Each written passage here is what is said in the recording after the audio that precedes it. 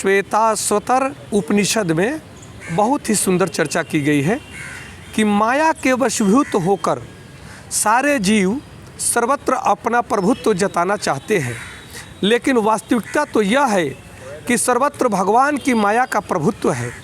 भगवान प्रकृति अर्थात माया के स्वामी है और बद्ध जीव प्रकृति के कठोर अनुशासन के अंतर्गत है। जब तक कोई इन तथ्यों को समझ नहीं लेता तब तक संसार में व्यष्टि या समष्टि रूप में शांति को प्राप्त कर पाना असंभव है।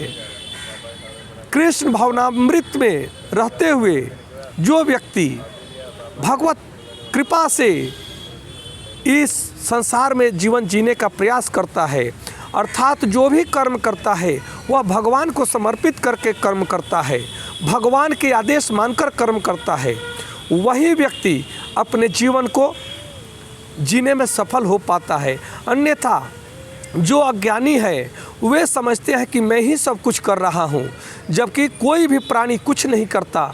भगवान अपने त्रिगुण के माध्यम से, तीनों गुणों के माध्यम से इस संसार को संचालित करते हैं, जो कि भगवान स्वयं गुणातीत है, वे तीनों गुणों से ऊपर हैं।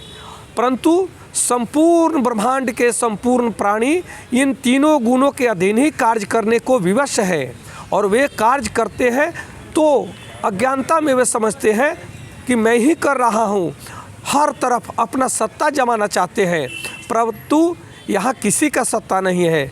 अगर देखें तो सिर्फ और सिर्फ यहाँ पे भगवान का ही सत्ता है। भगवान के मर्जी के बिना यहाँ कुछ भी नहीं हो सकता है। कहा जाता है कि बिन हरि कृपा तृण नहीं डोले, हरि के कृपा के बिना यहाँ एक पत्ता भी नहीं हिल सकता है।